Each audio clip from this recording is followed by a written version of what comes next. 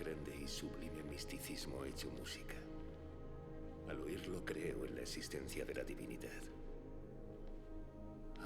El preludio de la ópera Parsifal, de Richard Wagner, basado en el poema épico de Wolfram von Eschenbach sobre el viaje en busca del Santo Grial.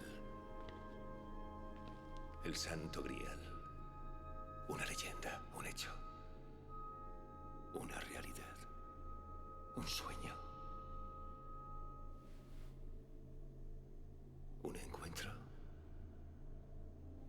Sí, tal vez un encuentro.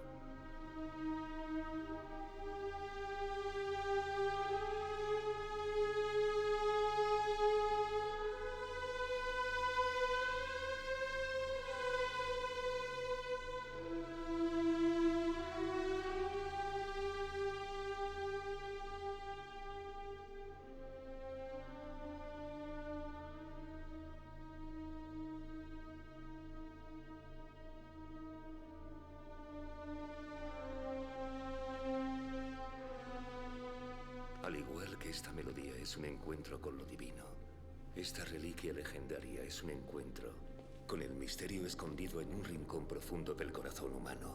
Fe, amor y esperanza. Mas, sin embargo, algunos vieron el misterio que rodea esta reliquia como la llave del poder, la exaltación, el orgullo.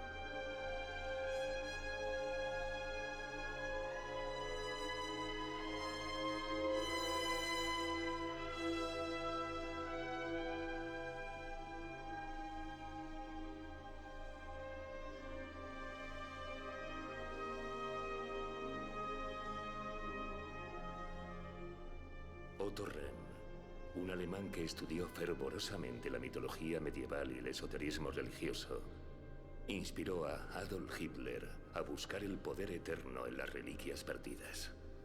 En su libro, La corte de Lucifer, Rehn afirma que la ópera de Wagner reveló el monte Monsegur, cerca de los Pirineos, como el lugar donde Parsifal guardó la mayor de las reliquias.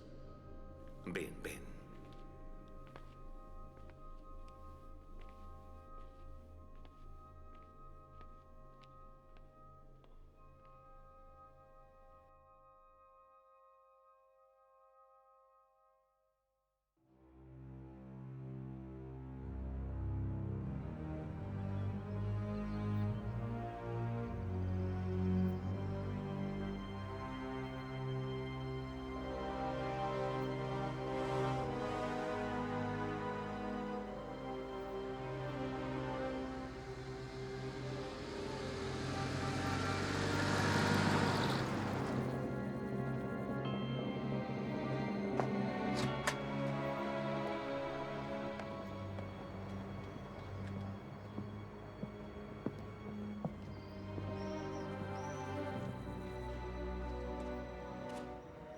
Años después de la muerte de Otto Rehn, Himmler creía que el Virolai decodificó la última pieza del rompecabezas de Parsifal.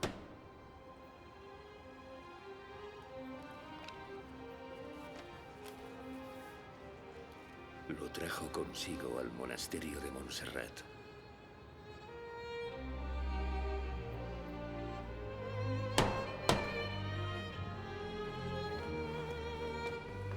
Hermano, la razón de mi visita es encontrar la gran reliquia. ¿Reliquia? Sí, por supuesto. Le enseñaré la gran reliquia. Sígame. Los nervios del fraile estaban al límite. Andreu Ripoll había sido forzado a incurrir en la incómoda responsabilidad de atender al jefe supremo de las SS, el Reichsführer Heinrich Himmler, que realizó una misteriosa visita al monasterio de Montserrat la tarde del 23 de octubre de 1940. Himmler lideraba la Deutsche Ahnenerbe, una organización que formaba parte de las SS, compuesta por arqueólogos y antropólogos que trabajaban al servicio del ocultismo nazi. y cuya misión era viajar por el mundo en busca de misteriosas reliquias que darían al Tercer Reich su poder definitivo. Reliquias como la lanza del destino, con la que el soldado romano Longinos hirió a Cristo en el costado, o la piedra de Escón, sobre la que se coronaban los reyes ingleses. Y de entre ellas, sin duda, la reliquia más preciada de todas, la fuente de la vida. Y él la estaba buscando en Montserrat. Esta es la única reliquia que tenemos aquí en Montserrat, pero es del siglo XII. Y es lo más antiguo que tenemos, según la tradición. Unos pastores.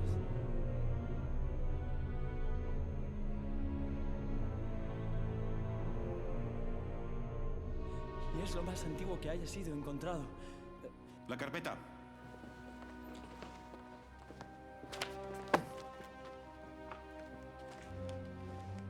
Busco la fuente de la vida. La fuente de la vida.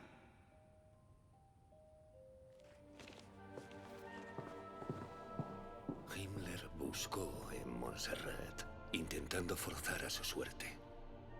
Pero por suerte apareció 70 años después, por sorpresa, como suele ocurrir. Sin prisa. Cuidado, por favor. Eso es muy delicado, ¿eh? Con cuidado. Cuidado, cuidado, cuidado. Que esto es del siglo XI. Por favor, pongan bien el papel. Muy bien. Y no jueguen con él, ¿vale? Piezas históricas y... Hola, ¿dónde estás? Margarita, gracias a Dios que te encuentro. ¿Qué me dices? Si no sé nada de ti desde hace más de un mes. ¿Debo recordarte que no estás de vacaciones? Margarita, escucha. Un día recibimos aquí en el propio San Isidro una llamada que yo creo que cambió nuestras vidas para siempre, porque nadie podíamos esperar lo que allí se encontró. En el 2010 yo era profesora de la Universidad de León, igual que ahora. Entonces, dentro de los proyectos de investigación que tenemos los profesores, pues llevaba a cabo uno, ayudada por mi compañero José Miguel Ortega del Río, que él es doctor en Historia del Arte, a propósito de las reliquias y de los objetos y de un poco, sobre todo, los objetos de procedencia islámica que estaban cuestionados en San Isidoro. Había una catalogación de piezas musulmanas que se conservaban en el Museo de San Isidoro de León, fundamentalmente una serie de cajitas o de arquetas que allí se conservaban. Con ese estudio se data y se documenta que son unas cajas de origen fatimí. Y todos ellos datados en un marco cronológico muy concreto. Claro, buscas unas explicaciones y unas respuestas. Primero las buscas en las crónicas cristianas medievales, no encontramos datos. Las buscas en las musulmanas medievales hispanas, no encontramos datos.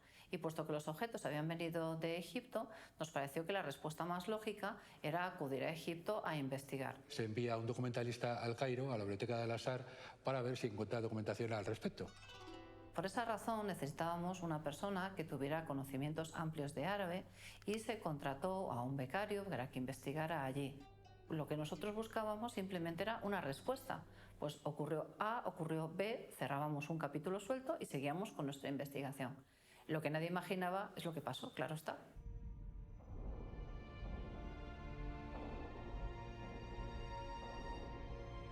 Él me dijo, he encontrado 2 pergaminos en los cuales se dan una serie de noticias, pero calla y escucha. Un becario te está mandando callar, y ahí te sale un poco esa raza académica de decir, no puede ser, mi becario me está mandando que me calle, pero ¿esto qué es, no? Y cuando volví a repetir, cállate, por segunda vez, el corazón empezó a latir fuerte y pensé, algo ha ocurrido. Él encontró 2 pergaminos que eran copia de algunas crónicas antiguas en las que se daban cuenta de unos sucesos. Pero calla y escucha. Y van 3 veces, ¿eh? Esto para un profesor de universidad es mucho. Y dije, bueno, a ver si merece la pena, empieza ya. ¿Sí?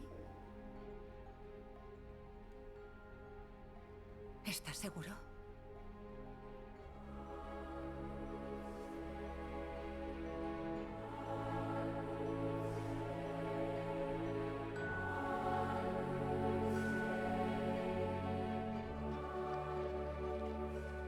parecía tan absolutamente increíble la traducción de los textos que la primera sensación fue de absoluta incredulidad.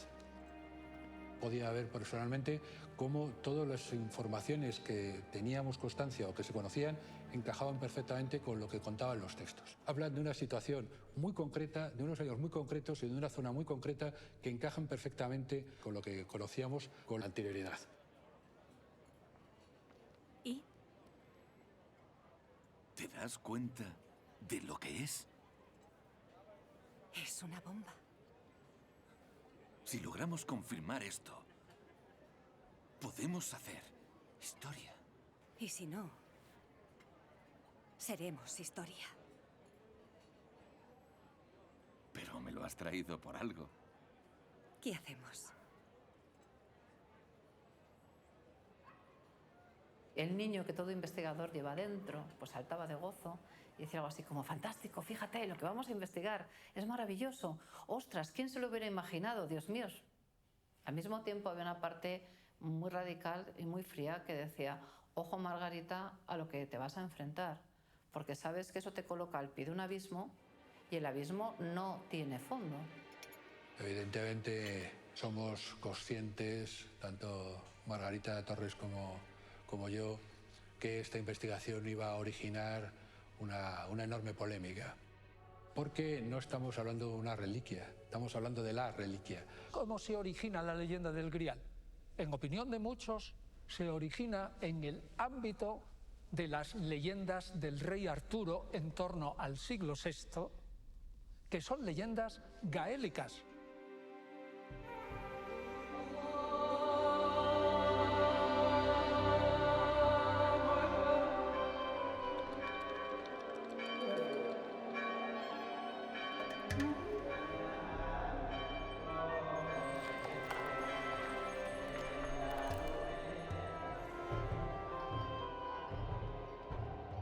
Si queda una sola posibilidad de que esto pueda ser cierto, yo voy a dar el paso. Porque si la vida te coloca en estas situaciones y te coloca ante ciertos desafíos, tú no eres quien para cuestionar por qué estás aquí o qué razones hay detrás.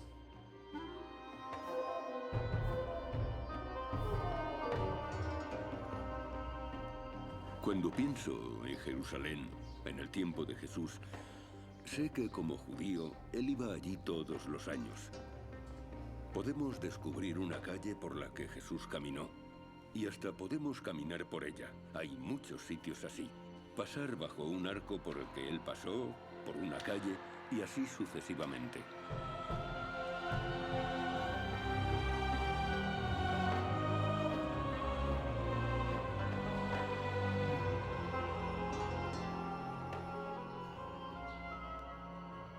Llevo estudiando a Jesús 40 años y paseo por la calle por la que él caminó, pero también quiero saber cuáles fueron las calles por las que anduvo, a dónde fue, qué puedo aprender. Él se adentra en la ciudad y va a la parte rica del monte de Sión. Todas nuestras tradiciones dicen que celebró la última cena en la colina sudeste. Alguien le está proporcionando una casa y tiene 2 niveles, una habitación superior y puede que un tejado. Y esta persona probablemente ha dicho: mi casa es tu casa, ven. Tengo una habitación superior en la que puedes reunirte con tus discípulos. En cualquier lugar siempre hemos tenido presente ese cenáculo que la tradición cristiana ha vinculado con la última cena. Si no es en ese lugar, evidentemente es en sus proximidades más cercanas.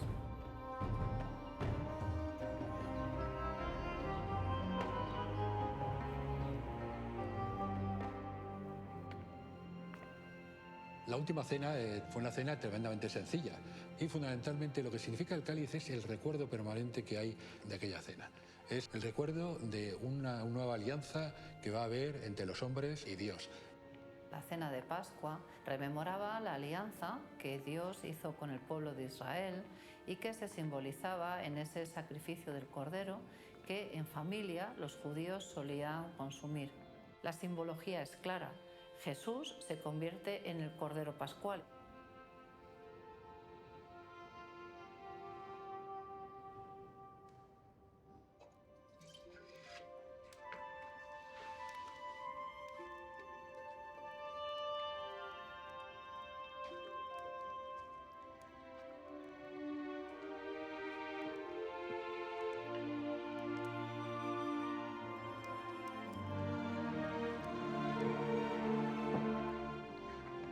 Estamos en el año 33 de nuestro tiempo. Jesús está celebrando la Pascua judía con sus apóstoles.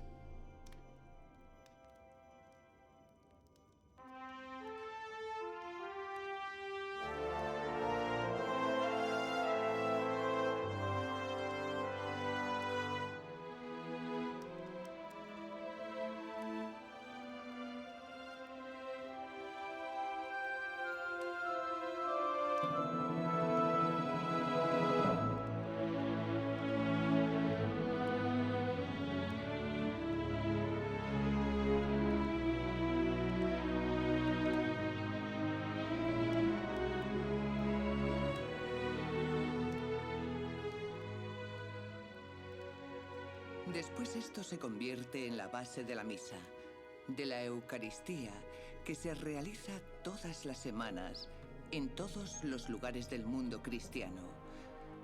Y es una forma de unir a todos los cristianos con la noche en la que Jesús fue entregado para ser crucificado.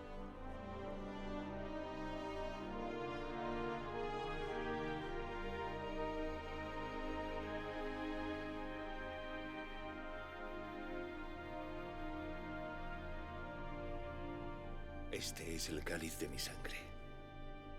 Sangre de la nueva alianza. Estas palabras se han hecho eco en el tiempo. Y esta promesa ha perdurado en la historia. Y el destino lo sellará todo.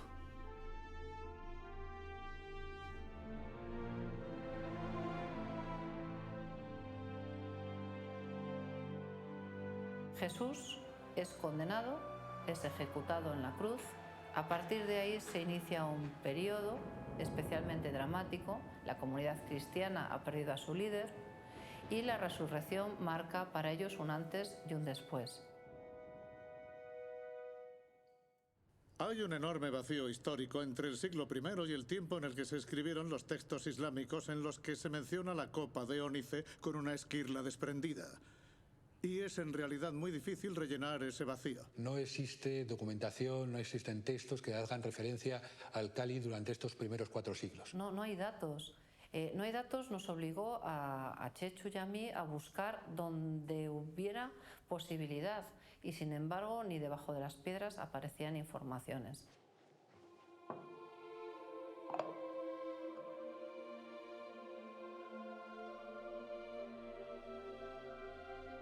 Tras la muerte de Cristo, una dura persecución fue desatada contra los cristianos durante los 3 primeros siglos de nuestra era. Parecía como que la revolución de Jesús sucumbiría al poder de Roma. Pero la historia del Mesías no acaba con su muerte, pues, por el contrario, su muerte fue solo el principio. En el año 64 hubo un incendio terrible en Roma y una gran parte de la ciudad fue destruida. El emperador de entonces, Nerón, culpó a los cristianos.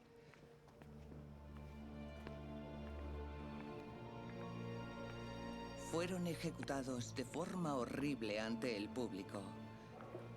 Y la historia nos cuenta que los cuerpos fueron quemados como antorchas para iluminar la noche de Roma. Así que a los cristianos les pasaron cosas espantosas y horribles.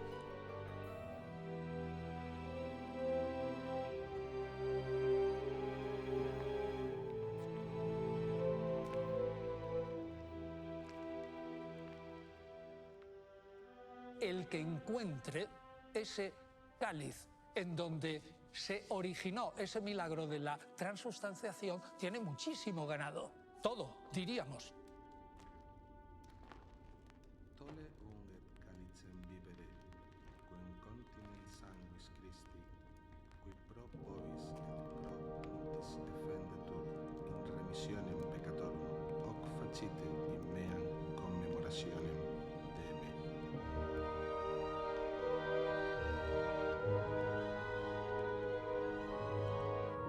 La fuente de la vida.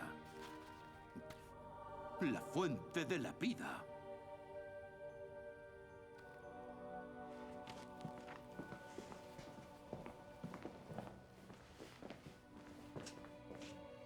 El nazismo, que es un movimiento terrible para la historia de la humanidad, tiene muchos perfiles, pero un perfil quizá menos conocido es el perfil esotérico. Los nazis estaban muy preocupados por la búsqueda de objetos que habían tenido en las leyendas medievales o en las leyendas modernas una gran trascendencia como elementos de poder, como símbolos de poder en la historia de la humanidad. Entre ellos, evidentemente, elementos y símbolos del Antiguo Testamento, desde el Arca de la Alianza hasta el gran pectoral del sacerdote del Templo de Salomón. Y, por supuesto, el Santo Grial. No hay que olvidar que el Santo Grial, según las leyendas medievales, concedía la vida eterna y, por tanto, un poder prácticamente absoluto.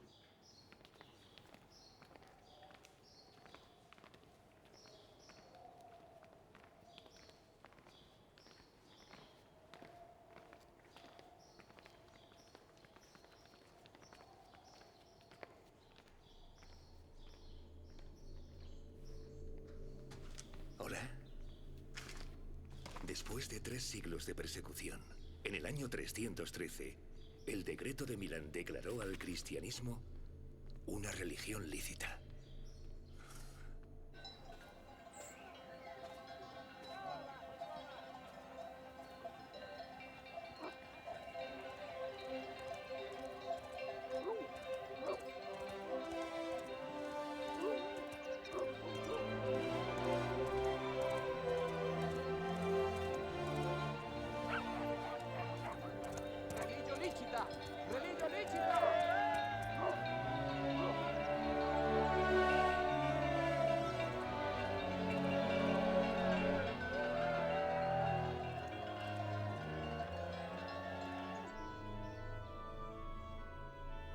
Hola, hermano.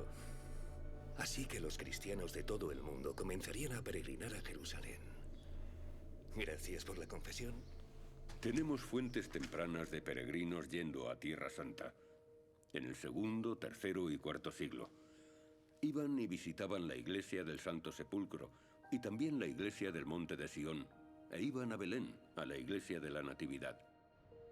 Así que los peregrinos, cuando viajaban a cualquier sitio, particularmente a Palestina, a Tierra Santa, querían registrar las cosas si podían. Si estaban alfabetizados, si sabían escribir, escribían las cosas en sus diarios.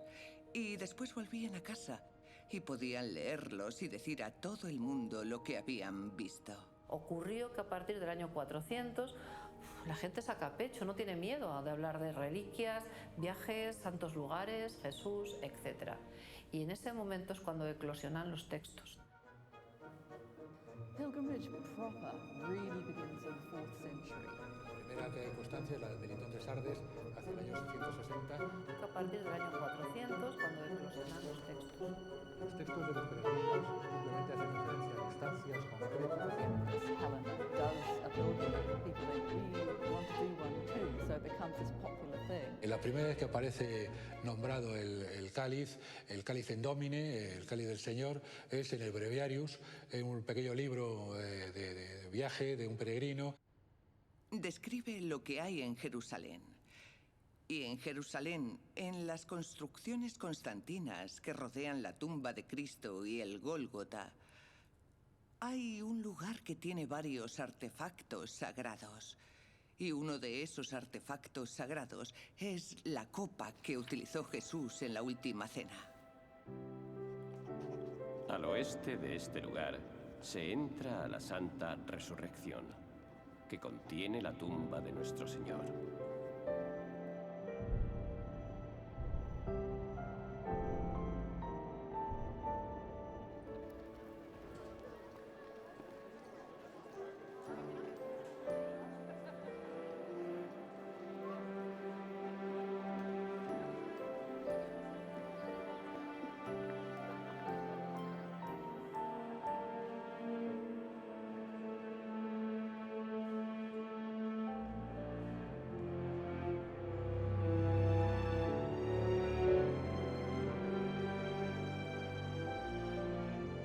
Entonces uno entra en el sagrario de la Basílica de Constantino.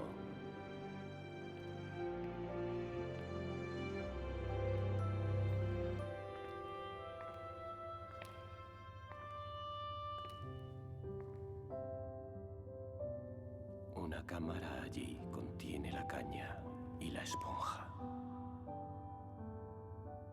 Y la copa que el Señor bendijo y dio a beber a sus discípulos, diciendo: esto es mi cuerpo y mi sangre.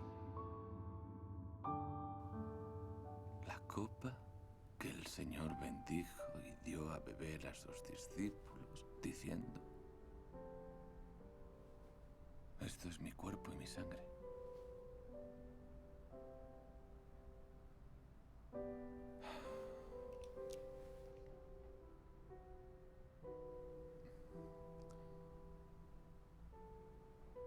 ¿Es esto posible? Tenemos un grupo de peregrinos originarios de Piacenza que estuvieron 3 años viajando a través de Europa, de Constantinopla, a través de las islas mediterráneas hacia Levante y después al sur, hacia Belén. Incluso registraron lugares como Beirut. Vieron lo que describieron como la cruz en la que Jesucristo fue crucificado y, por supuesto, una copa. Uno de los textos más fascinantes para mí sobre el cáliz o la copa es un relato antiguo de un peregrino. Es del siglo VI y es de un peregrino italiano de Piacenza. No sabemos su nombre. Viene a Tierra Santa y visita la iglesia del Santo Sepulcro, la iglesia de la Resurrección. Y hay una habitación donde se guarda la copa. De la copa dice que es en la que Cristo bebió en la última cena y está hecha de piedra de ónice.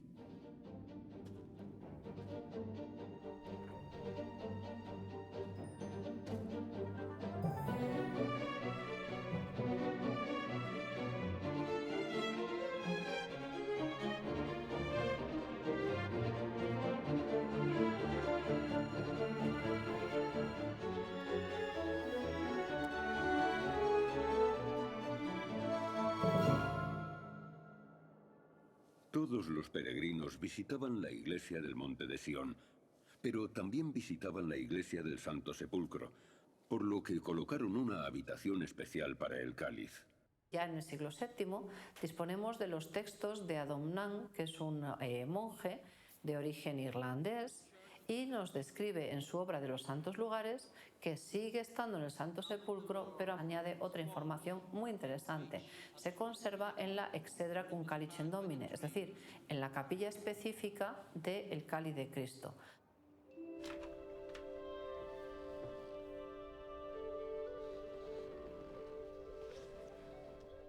Así que este es el Santo Sepulcro. Esta es la exedra. Y esta es la copa de Cristo.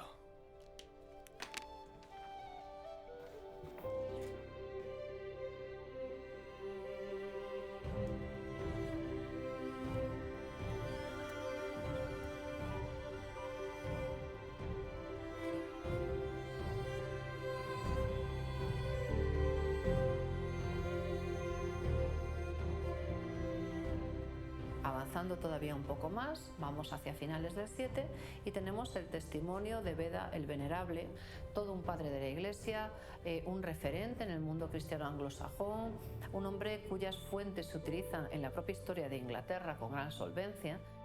Beda el Venerable dice: si vas a Jerusalén, no dejes de acudir al Santo Sepulcro, visitar la capilla de Cristo y admirar la copa del Señor.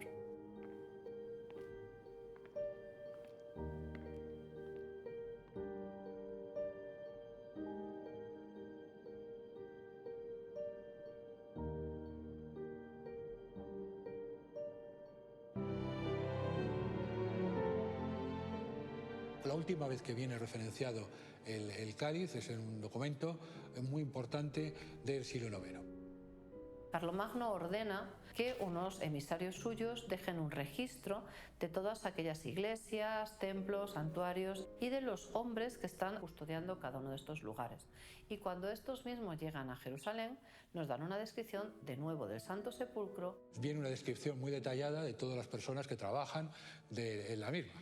sacerdotes, monjes, monjas, y viene claramente referenciado que 2 personas están dedicadas al cuidado del Santo Cáliz. Desde el año 400 hasta el siglo IX, el Santo Cáliz está localizado dentro de la Basílica del Santo Sepulcro.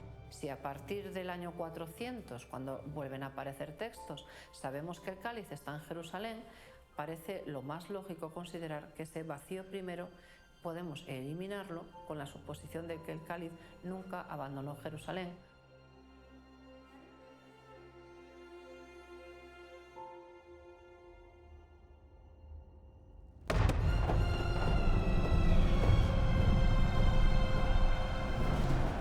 Entramos en un momento complicado.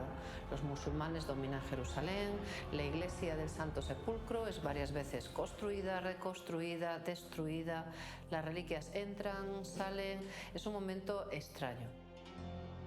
A partir de aquí, el cáliz desaparece en cierto sentido.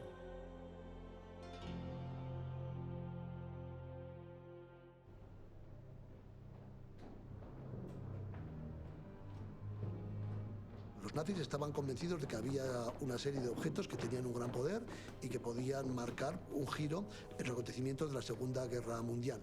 Fueron poniendo en marcha toda una serie de arqueólogos dentro de un grupo de investigación para buscar estos elementos maravillosos, estos objetos litúrgicos que a lo largo de la historia habían sido tocados con un poder casi sobrenatural.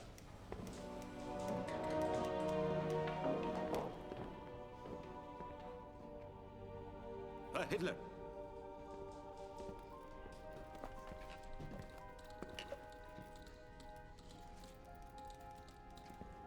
No.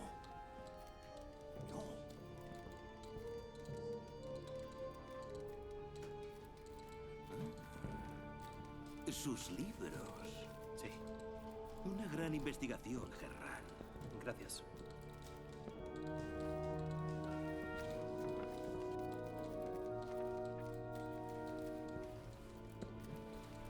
En 1938, un año antes de que Otto Rahn muriese, este terminó de escribir su libro La corte de Lucifer. En ese momento, Heinrich Himmler ya se había convertido en su fiel seguidor. ¿Quién hubiera pensado que la culminación del poder del Tercer Reich dependería de la magia de estos objetos misteriosos?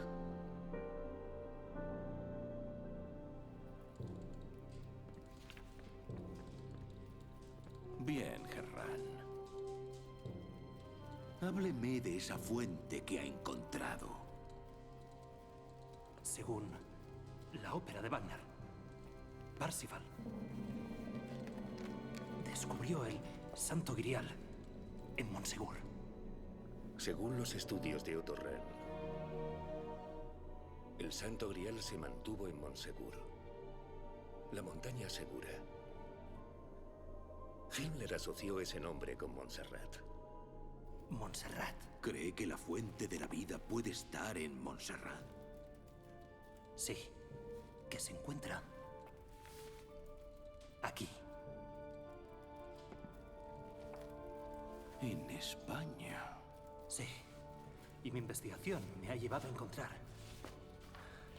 el himno de Montserrat, el Virolai, donde se cantan las palabras mística font del agua de la vida, que traducido significa... ¿Quiere decir la fuente de la vida? La mística fuente de la vida.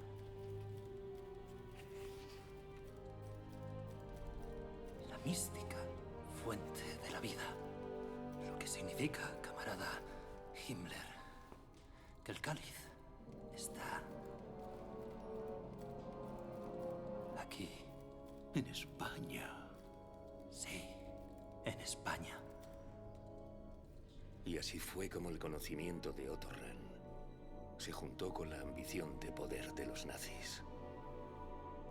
Un trabajo estupendo, Herran. Enhorabuena. Gracias. Y dentro de los secretos del culto esotérico, Otto Rahn tuvo todo el apoyo que necesitó de los nazis para continuar sus teorías. ¡Ay, Hitler!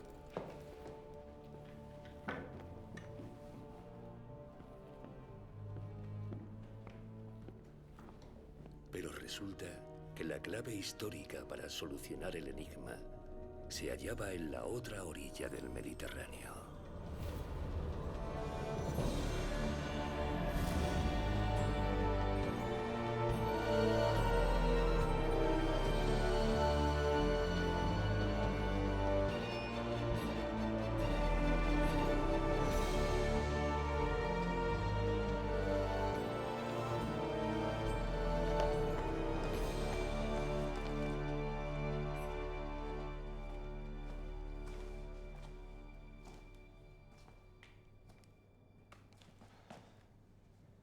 ¿Tú eres de España? Sí. Creo que quizá esto sea de tu interés.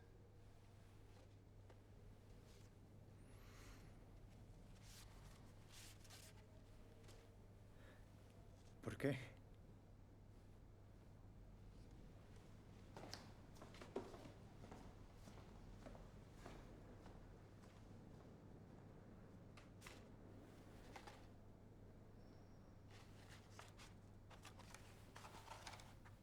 Nuestro becario encontró 2 pergaminos. En el primero se hablaba de una gran hambruna que hubo en Egipto. Margarita, ¿tienes una copia contigo del documento encontrado en Egipto? Sí. Tengo una aquí. Bueno, léela. ¿La tienes delante? La estoy leyendo. Mira lo que dice.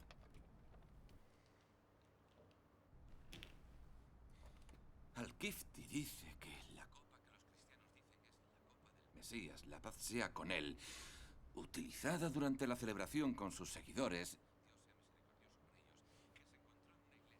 cerca de Jerusalén, en el año de la gran hambruna. ¿Lo entiendes? No, no he entendido nada. ¿Por qué? Hubo una sequía muy fuerte en Egipto y pasaron hambre en Egipto durante 5 años, desde el año 1062 hasta el año 1067. Pues un hambre muy fuerte, una sequía muy fuerte. Se cuentan de que hasta la gente mataban unos a otros por un trozo de pan. Busca el mapa del siglo XI. ¿Lo has encontrado? Lo tengo. Solo Denia respondió a la llamada de ayuda de Egipto. Fue Denia quien envió barcos con alimentos para aliviar a Egipto de su hambruna. Inmediatamente le recompensa el califa fatimí mandándole ese mismo barco de vuelta con una serie de objetos preciosos, manufacturas, etcétera, etcétera, etcétera. El rey de Denia, taifa musulmana española, envía barcos, acaba la hambruna y el rey de Egipto le dice, bueno, en agradecimiento, pídeme lo que quieras.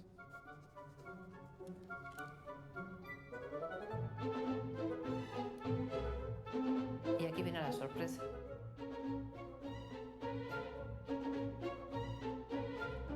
¿Cómo continúa la carta? Ellos preguntaron al ilustre imán al-Mustansir para cambiar la copa por cualquier cosa que quisieran. Él estaba planeando enviarla a Ferdinand, rey de León. ¿Ferdinand? Sí.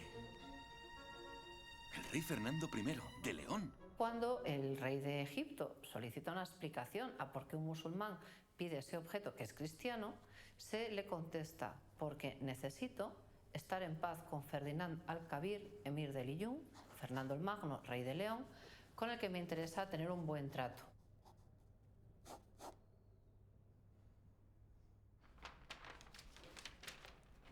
¿Sí? José Miguel, ¿estás ahí?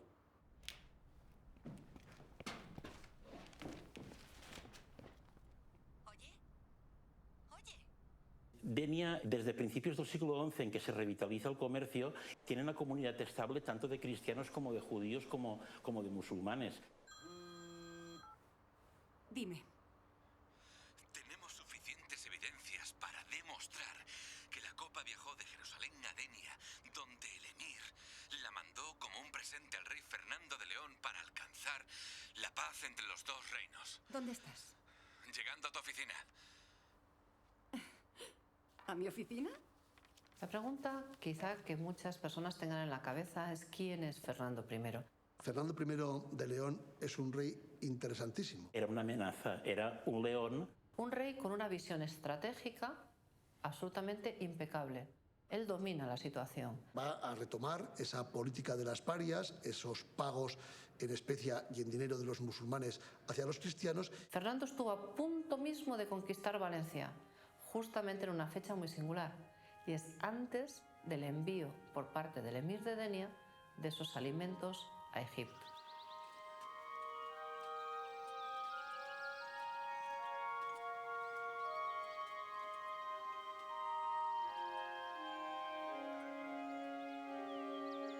Sí, señor. El embajador de Denia ha llegado.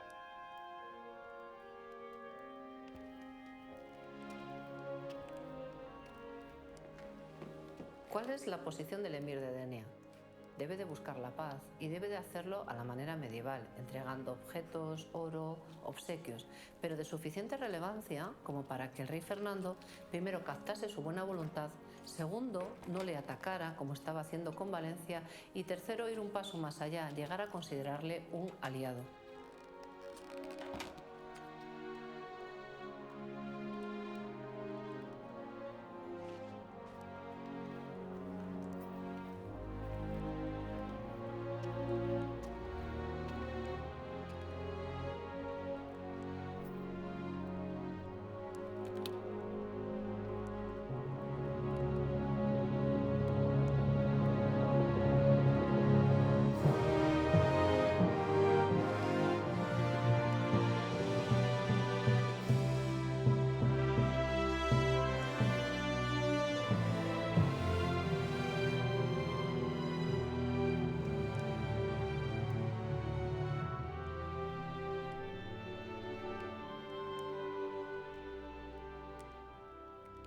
Fernando I, agradecido por la responsabilidad que el destino le ofrece, promete hacer un estuche de piedra para la copa de Cristo.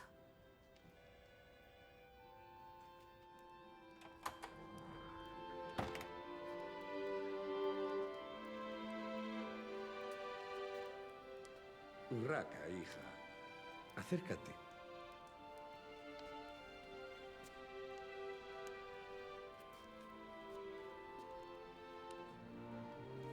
Ven. Este es el mayor don que ha entrado en nuestra casa. El cáliz de nuestro Señor.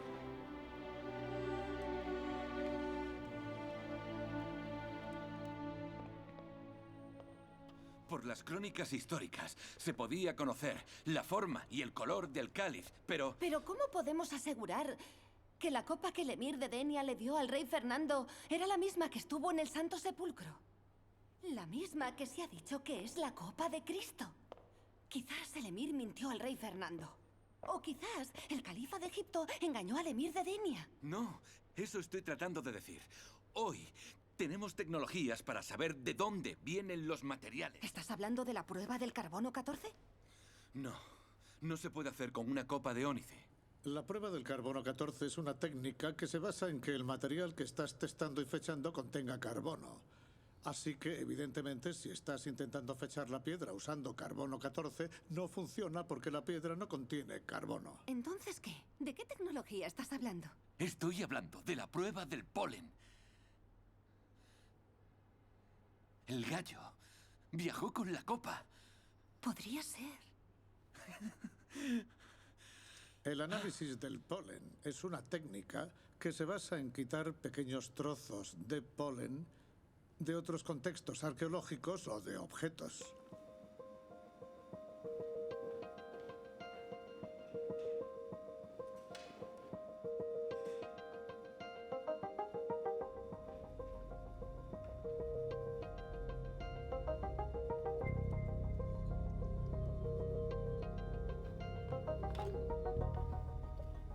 Si observas el polen desde la variedad de otros contextos arqueológicos, quizás capas estratificadas, serás capaz de extraerlas y reconstruir potencialmente el clima de diferentes tiempos y diferentes capas, dependiendo de las especies de plantas que crecieran en aquellas épocas.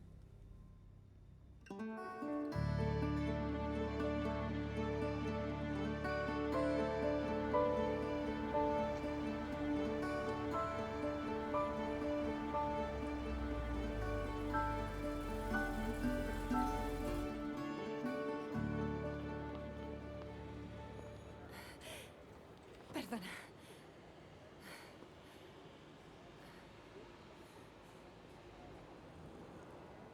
¿Y?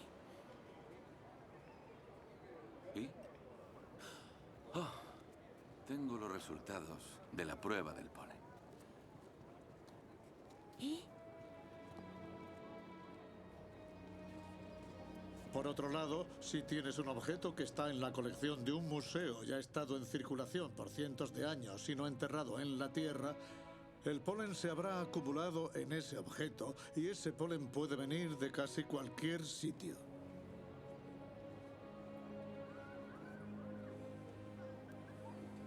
Oh, Dios mío. La carta de agradecimiento que el emir envió al rey Fernando fue descubierta entre los documentos de Egipto. ¿La tengo aquí? Lo sabía. Porque yo estuve allí. Dice algo como... Y entre los muy valiosos regalos enviados, los méritos de la copa, envueltos en el misterio, se destacan como prueba de tu generosidad. Un gran halago. Y continúa diciendo: no habrá otra tierra que reciba su beneficioso influjo. Y para vos, os permitirá aplacar los males que afligen a vuestra tierra, protegiendo vuestras fronteras y trayéndoos un poderoso aliado. Es por ello que la extraña maravilla que ha arribado a Occidente es el más prodigioso de los portentos, y se hará para tan precioso don un soberbio estuche de piedra como jamás haya sido hecho. Sanguis Christi.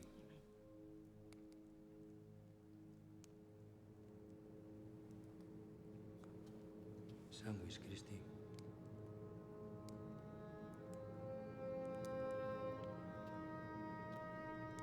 De entre todos los hijos de Fernando, Urraca fue quien mostró mayor reverencia ante la copa del Señor. Por ello el rey decide que sea quien herede la copa.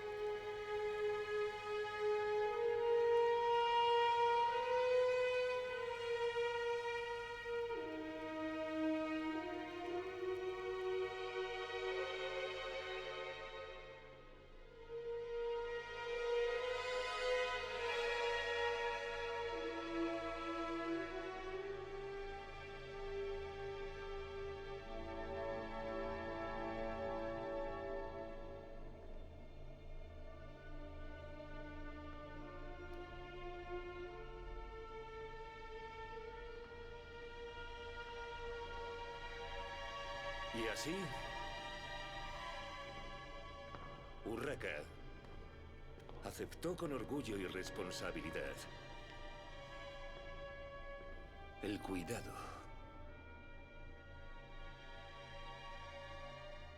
de la copa de Cristo.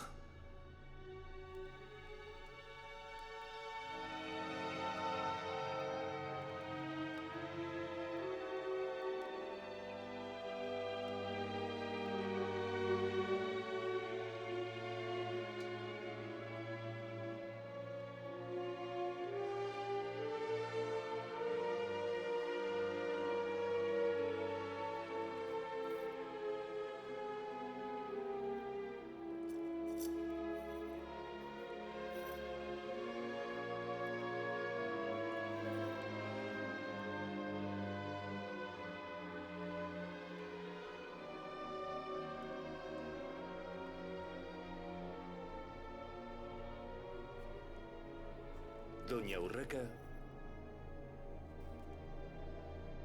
adornó el cáliz con el metal de sus joyas reales, para que ningunas manos mortales tocaran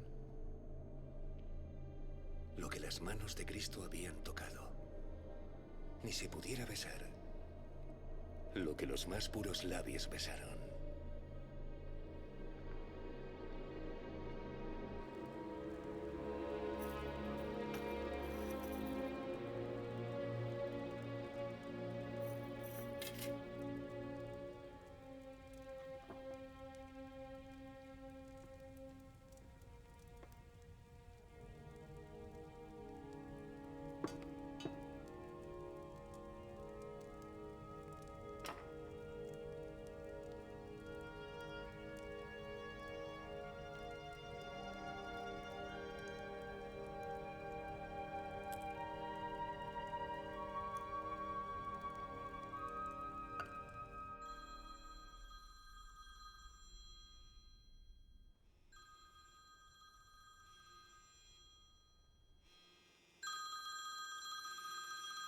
El segundo pergamino narra otra noticia y en esta segunda noticia se copia una orden de Saladino. Margarita, tengo aquí en la mesa una carta de Saladino en la que pide que le manden una esquirla. ¿Saladino? ¿El gran Saladino?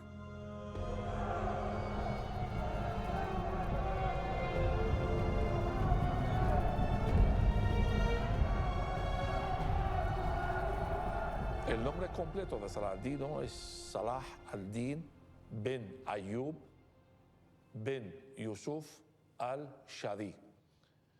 Saladino nació en Tikrit en el año 1138.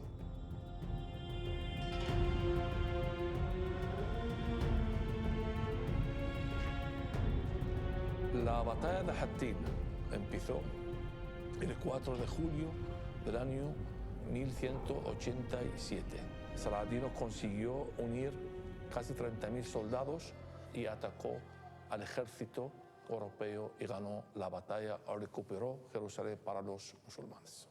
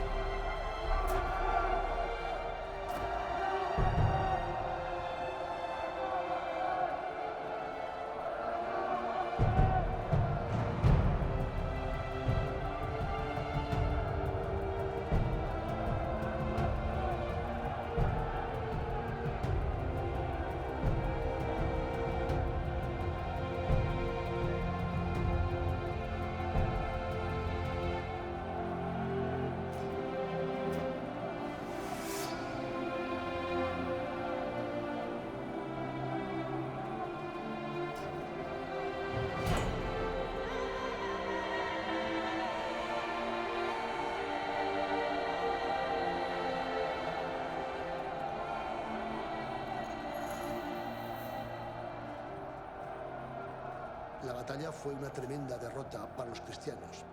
Saladino es uno de los grandes personajes de la historia del Islam, sobre todo en el siglo XII. Allahu Akbar. Saladino es un hombre fiel, es un hombre que tiene una fe muy profunda. Salat al-Din significa el defensor de la fe, el que defiende al Islam. Por tanto, es una figura de referencia extraordinaria dentro del Islam. Se forja su propia historia a partir precisamente de convertirse en un gran soldado. Tomará el poder en Egipto gracias a su capacidad militar y a partir de ahí será el gran referente del Islam frente a los cruzados. Allahu Akbar. Todos los grandes líderes del Islam harán de Saladino su gran referente, su gran modelo, porque ha sido el que ha defendido, el que ha protegido al Islam frente a los enemigos, frente a los invasores cruzados.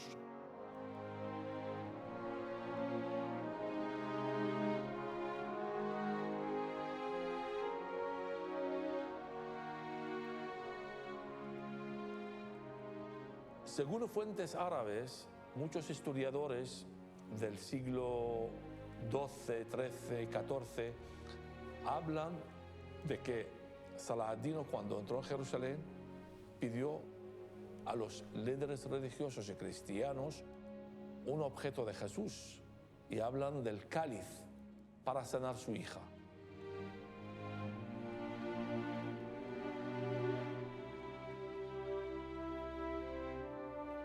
Para un musulmán, cualquier objeto cristiano es sagrado.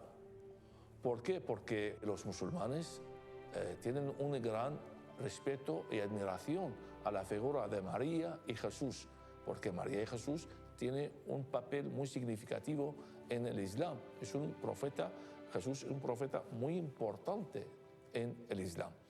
De hecho, el cáliz es un objeto muy importante para los musulmanes.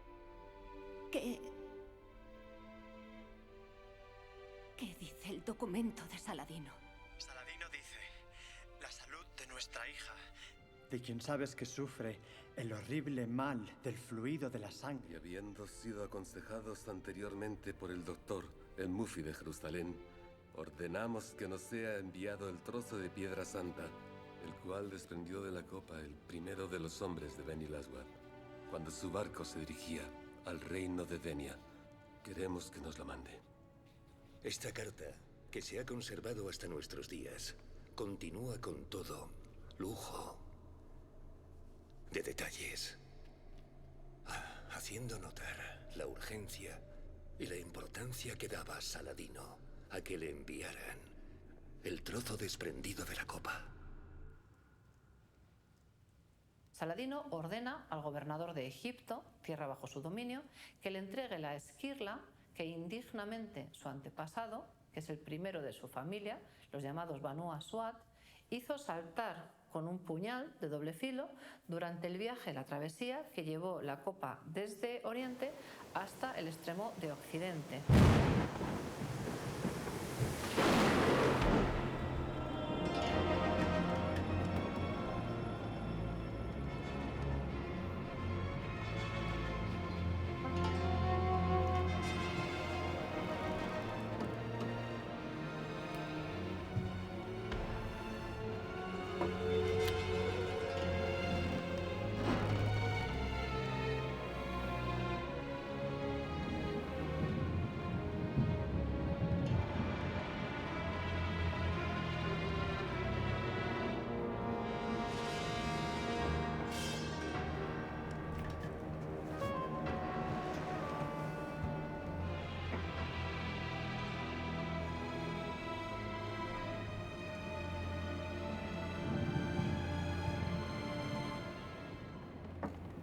Durante el viaje desde Egipto hasta España, durante la expedición, el jefe de la expedición con un puñal hizo saltar esa pequeña esquirla a manera de reliquia santa de una reliquia santa.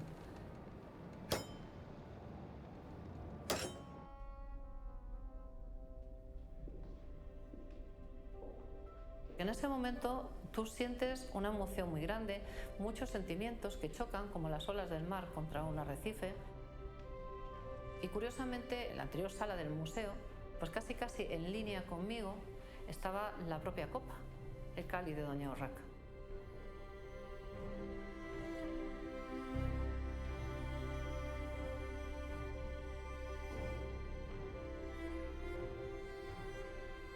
Creo que cuando la gente oye cualquier noticia sobre el Santo Grial, copa o cáliz del que bebió Cristo, la cuestión que se trata siempre es si es posible que tal cosa sobreviva durante 2000 años a todas las guerras, terremotos y agitaciones, disturbios políticos, militares. ¿Cómo es posible que acabara en España o en cualquier otro sitio? Y creo que en realidad es una cuestión errónea. Todo es posible. Lo que se tiene que preguntar más bien es, ¿hay evidencias de que sea posible?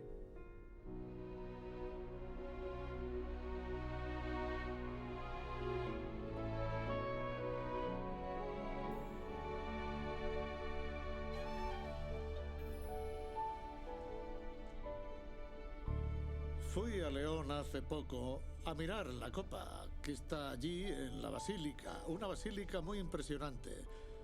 La copa de ónice está contenida dentro de un receptáculo de oro que está dedicado a la princesa Urraca, la hija de Fernando, del siglo XI. Así que sabemos con certeza que el receptáculo de oro es del siglo XI. La copa en sí está un poco desgastada y tiene claramente un pedazo arrancado del borde. Cuando vi por primera vez la copa en San Isidoro, tuve una extraña mezcla de sentimientos. Lo llamaría racional emotivo. Lo que quiero decir es que, trabajando en la arqueología como investigador, como académico, siempre quiero conocer los hechos, la historia.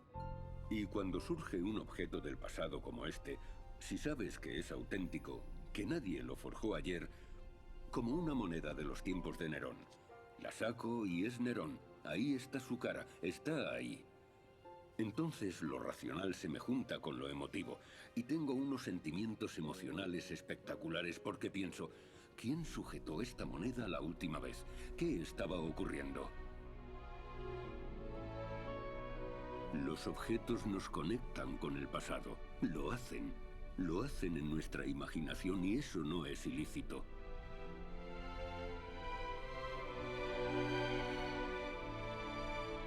Los investigadores queremos tener sentimientos, pero también queremos que se basen en una evidencia racional. Así que lo que sentí, lo que vi, es que creo que esta puede ser la única copa en toda Europa que tiene la evidencia de que sea posible e incluso probable que sea la copa.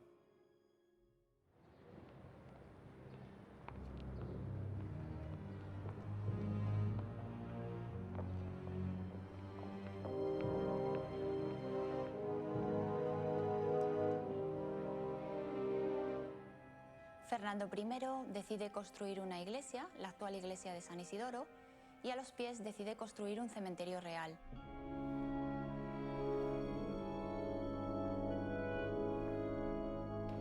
El panteón está decorado con pinturas de periodo románico. Estas pinturas son mandadas a realizar por doña Urraca, la hija primogénita de Fernando I. Es ella la que ordena tanto la realización de estas pinturas como dónde quiere que se sitúe cada una de las imágenes.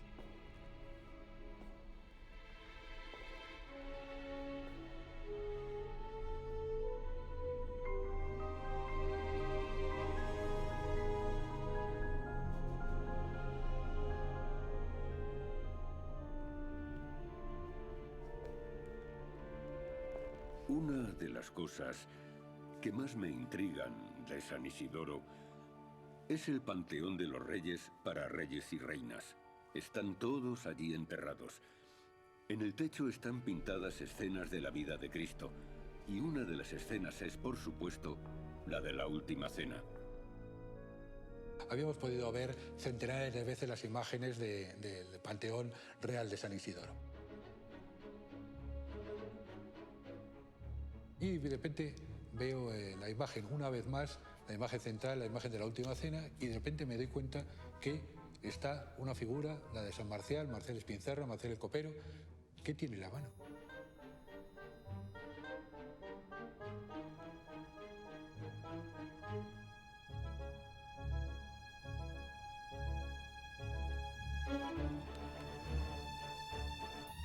No puedo creerlo.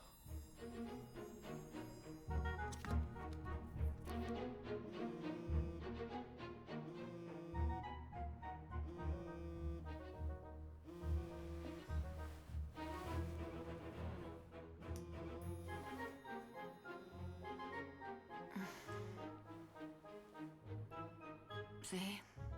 Margarita, ¿estás dormida? Son las 5 de la mañana. Por favor, ve al Panteón de los Reyes.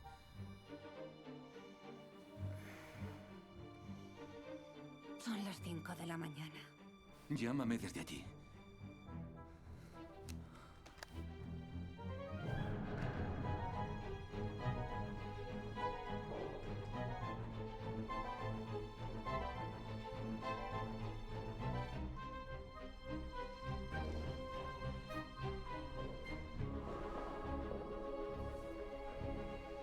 ¿Puedes ver el fresco del techo?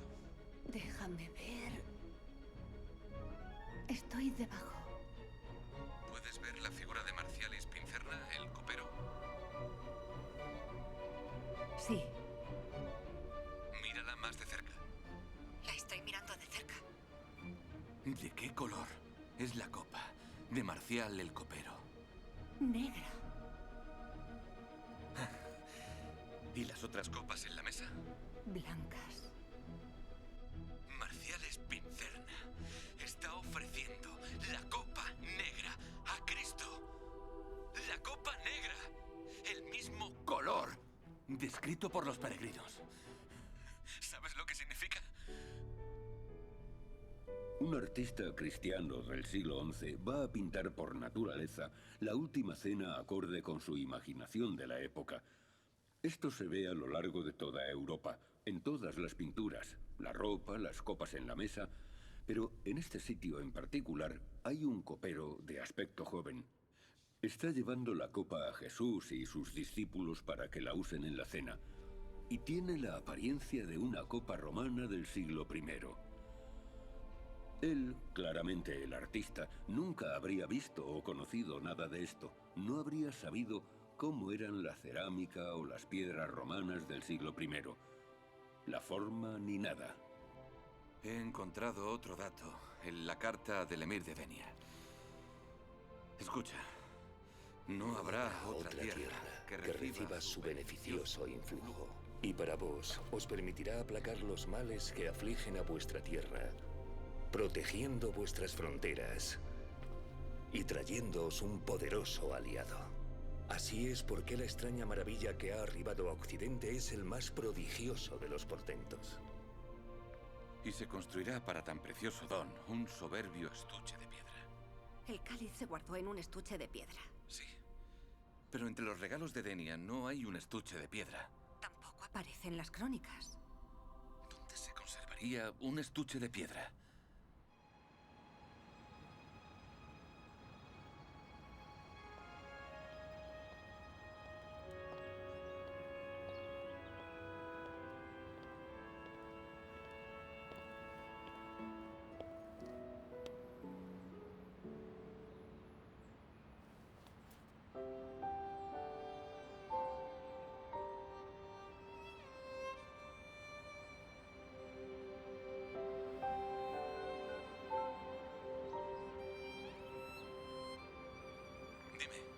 Un soberbio estuche de piedra. Lo tengo delante de mí. El soberbio estuche de piedra.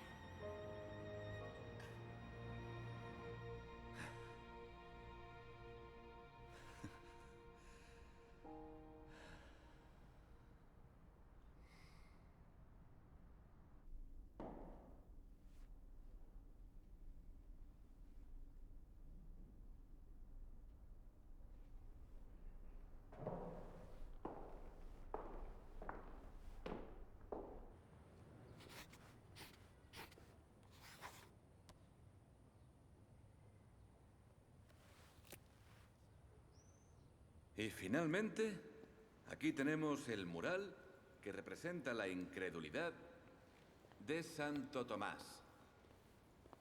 ¿Por qué no se ha restaurado esta galería?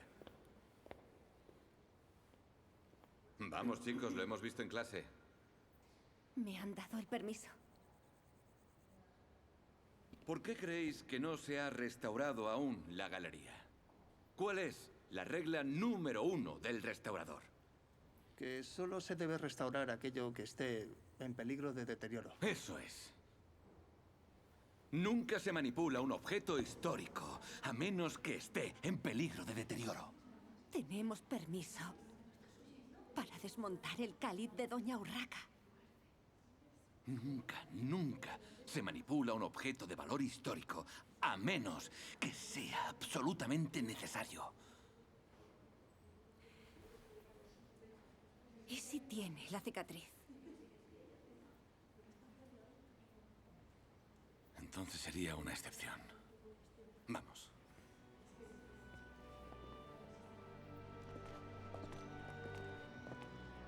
el cáliz iba a ser desmontado por un orfebre de gran experiencia, gran profesional y que había trabajado con otros cálices.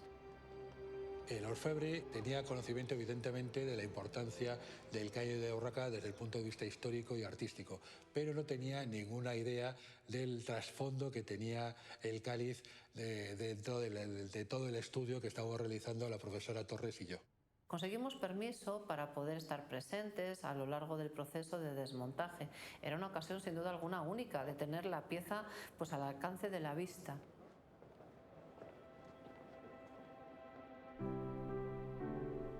El desmontaje se realizó en la propia Basílica de San Isidoro.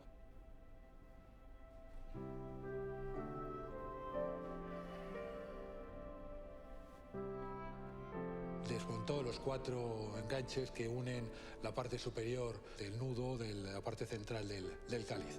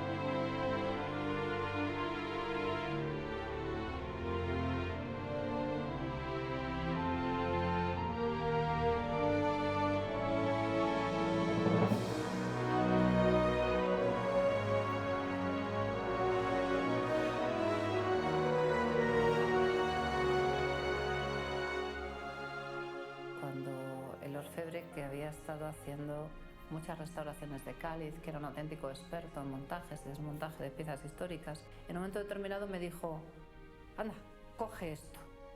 Y de repente esto, que era la copa de Cristo, acabó en mis manos.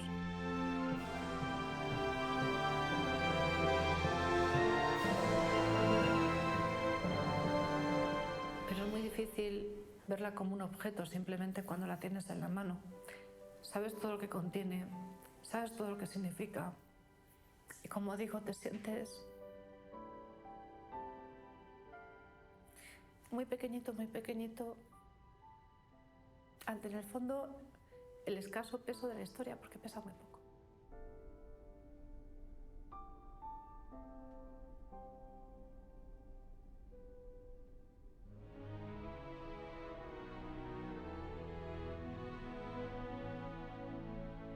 Cuando tuvimos la copa ya sin los aditamentos de oro ni de joyas en nuestras manos, fue algo realmente mágico.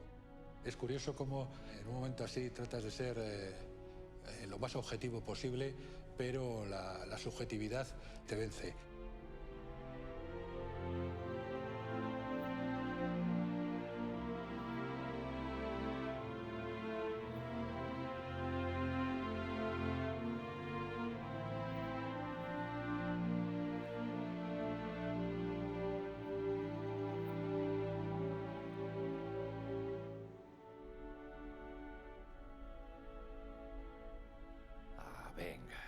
Ni que fuera el Santo Grial.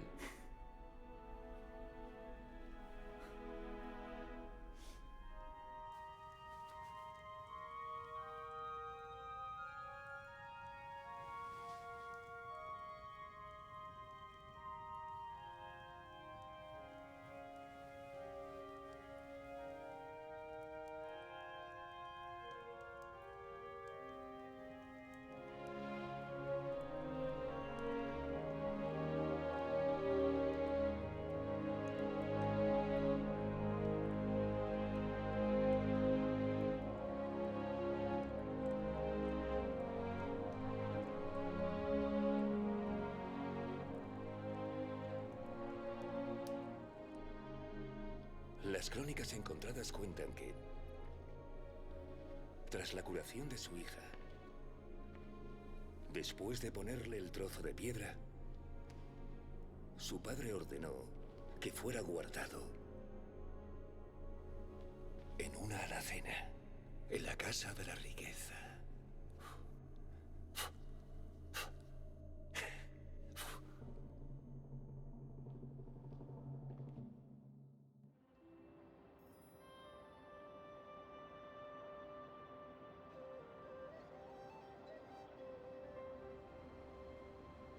A mí me ha supuesto una aventura maravillosa. Me ha enseñado dos virtudes muy grandes que yo había olvidado, que son la fe y también la esperanza, y unidas a otro elemento, que es la confianza.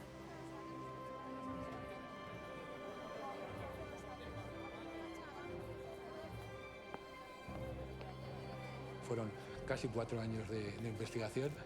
Conforme fuimos investigando, conforme fuimos avanzando, la responsabilidad era cada vez mayor. Margarita y yo decidimos finalmente lanzarnos a terminar el estudio y a pechugar con el estudio hasta el final del mismo.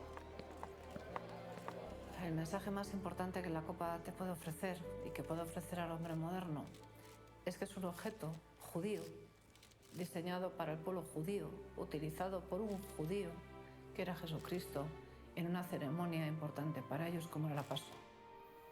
Es un objeto que se convierte sobre esa raíz judía en el epicentro de la Eucaristía, que es el corazón del cristianismo.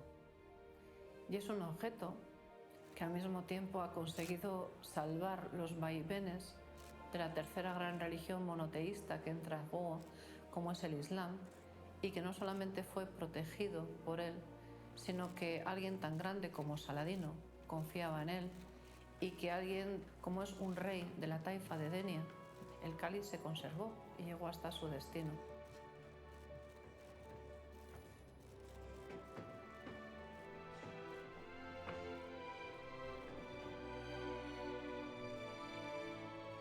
Buenas tardes.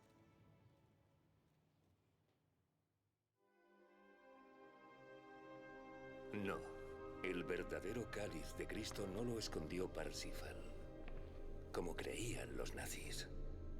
Fue doña Urraca de León quien lo ocultó bajo sus joyas para protegerlo. Hace 2000 años, en un sencillo cenáculo en Jerusalén, un hombre ofreció a la humanidad un horizonte más allá de la muerte. Su promesa se selló con una sencilla copa de piedra. Un objeto que hombres y mujeres han protegido, de generación en generación, de cultura en cultura, de reyes a esclavos y de paganos a creyentes. La humanidad, todos semejantes unidos en paz, ha custodiado el cáliz de Jesús, de Cristo, para que llegara hasta nosotros. Una leyenda, un hecho, una realidad, un sueño. ¿Un encuentro? Sí. Quizás un encuentro.